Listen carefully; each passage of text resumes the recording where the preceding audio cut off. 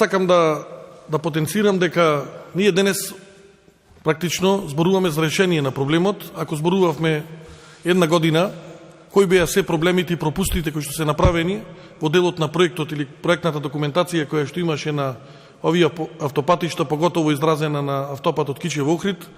Значи, со предлог на законот кој што денеска владата го усвои и го доставува до Собранието на Република Македонија, кој што се надеваме веќе утре на итна седница ќе биде на одобрување на пратениците, практично почнуваме со решавање на проблемот, бидејќи она што и претходно беше дискутирано и од вице-премиерот и на брифингот, јасно укажа дека требаше очигледно време за да се изнајдат решенија на сите овие проблеми кои што ние ги затекнавме како власт. Инаку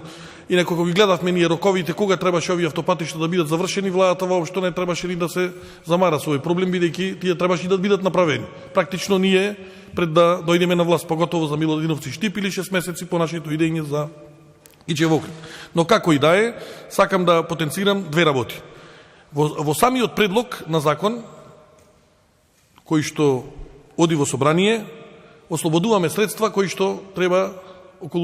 предлагаме да се усвојат средства од 205 милиони евра кои што ќе можат практично да се користат по сите ставки, бидејќи согласно основниот договор дел средства за одредени ставки со нивното трошење не можеа да се користат. Со овој предлог на договор, со предлог на закон овозможуваме да автоматски завршуваме работа за два моменти. Едниот момент е да продолжи целосно изградбата во сите сегменти каде што е застаната и вториот е да може да се вршат плаќањата на кинеската компанија кон другите оние кои што работат. И вториот имаме навестување во самиот анекс за нов анекс некаде во рок од месец дена, каде што многу јасно ќе бидат определени цените и дополнителните средства кои што ќе треба да бидат користени за изградбата на автопатот Кичево-Охрид. Така да практично со овие два анекси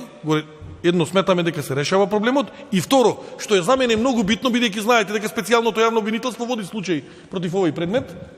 ние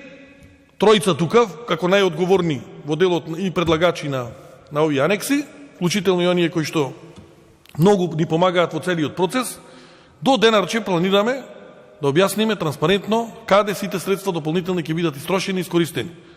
Вице-премиерот Ангјушев зборуваше за цените, мислам дека апсолутно нема никаква споредба да има во делот на по оние цени кои што биле договарани и се градело и по оние цени со кои што ќе се продолжи изградбата на овој автопат. Така да апсолутно ова најодговорно како ресорен министер и утре како предлагач на овој закон во Собранието на Република Македонија стојам и за овој анекс, и за претходните два за продолжување на рокот кои што беа, и во најавата за следниот анекс, каде што ќе треба до денар или до евро да се објаснат сите пари кои што ќе бидат искористени во оната мощната изградба на автопатот Кичево-Охрид. Ви благодарам доколку имате прашања